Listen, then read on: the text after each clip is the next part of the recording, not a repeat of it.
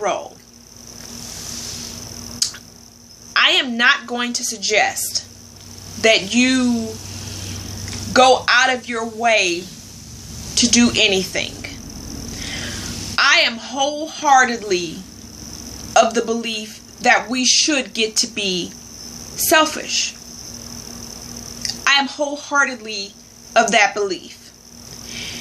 Because people with regular disabilities that people can see are not treated the way we're treated.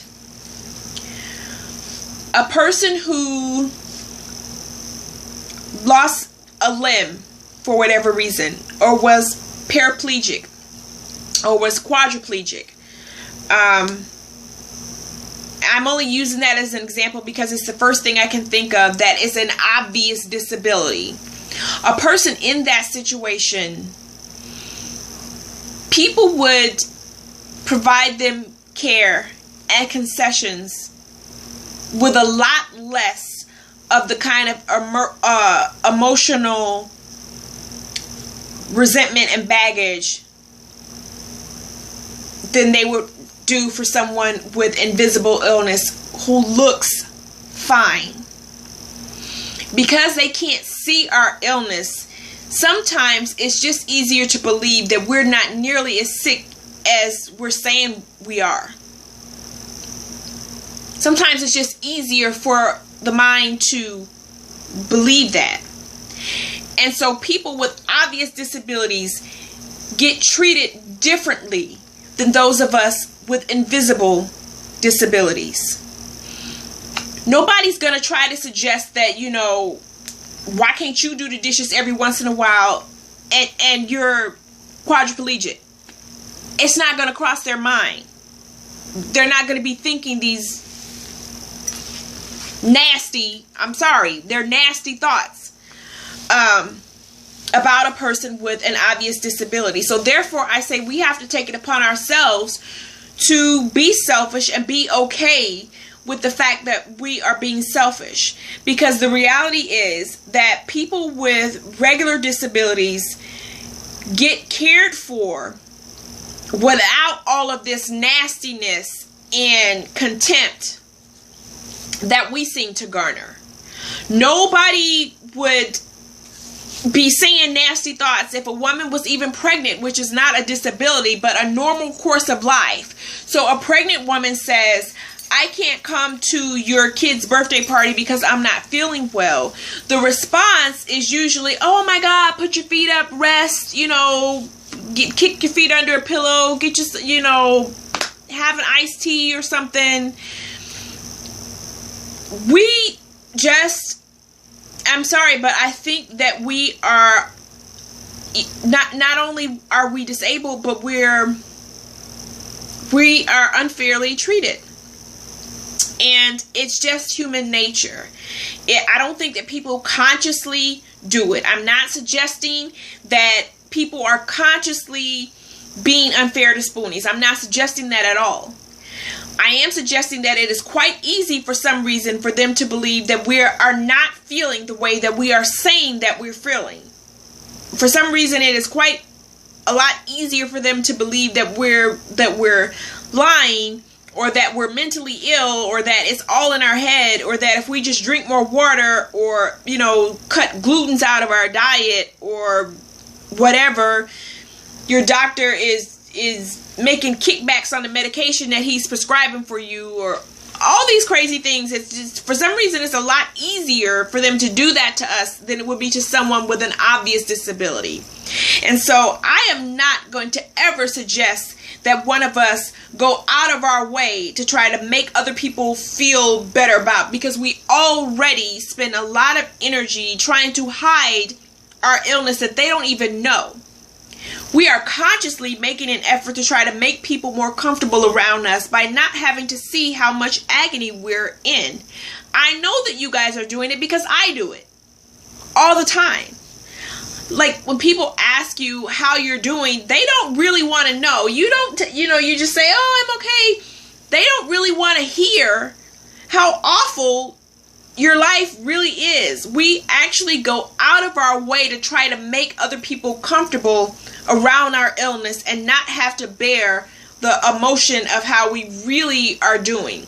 Because we know that if we tell you how bad you're going to feel about not being able to comfort us or not being able to make us feel better, it makes people feel hopeless. We're aware of that.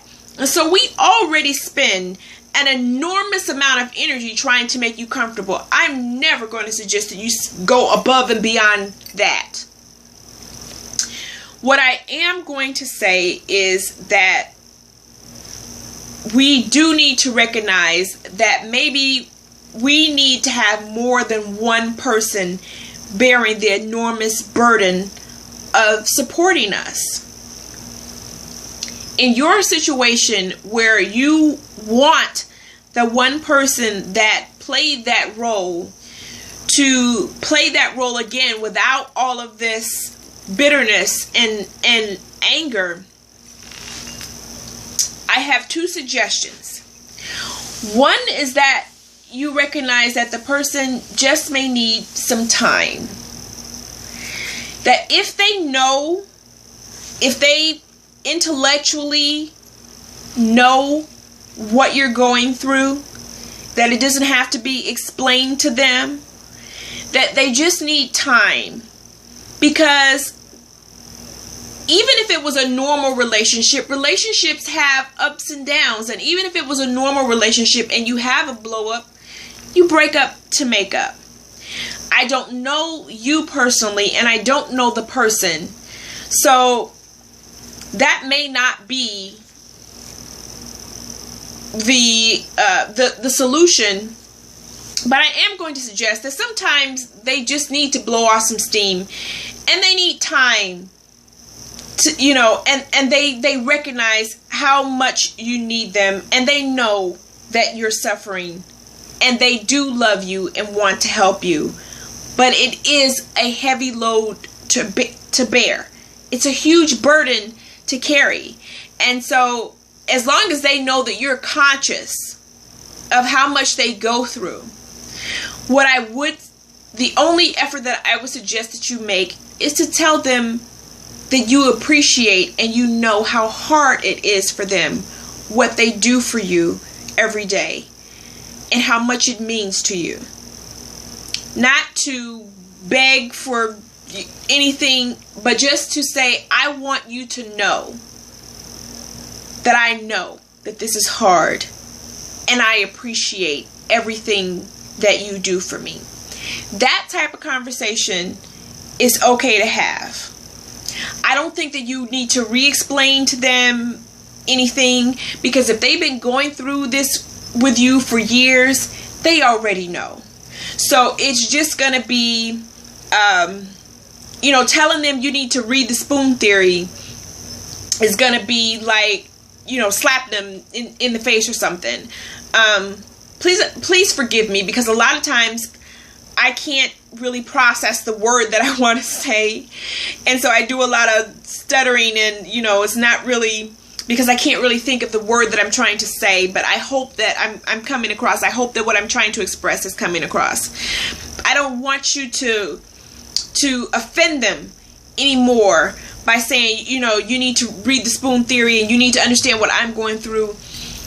They need sometimes a little bit of it being about them and not about you. So instead of telling them you need to read what I'm going through, just express to him that you understand what he's going through. Okay? So that would be a conversation that I would say would be something that's okay to have. The flip side, whether or not time is going to be the solution to the problem, is that we need more than one person in that role, because it is a huge role. If you think about everything that they do for us and all the sacrifices that they make for us, it's a lot to ask of anybody. It is a lot to ask. So maybe a solution would be to have, if you're permanently disabled and if Medicare will cover it or insurance will cover it, a part-time person, home caregiver that comes in and makes meals and takes care of some of the needs to relieve some of the burden off of that person, and to find yourself other support so that they don't have to carry, the whole weight, or to lift some of the weight. So Spoonie support groups, or groups within your church. If you do not have that type of support group in your church for autoimmune illnesses, then ask permission to start one. Or at your hospital, or ask them for information on support groups in the area.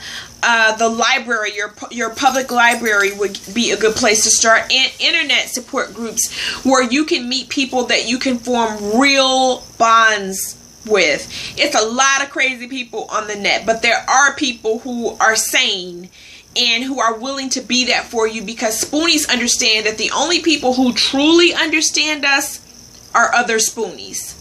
So my one suggestion would be to just give it time, and to let the person know how much you appreciate them and how much they mean to you, and that you understand the sacrifice and the burden of caring for you and what they give up every day.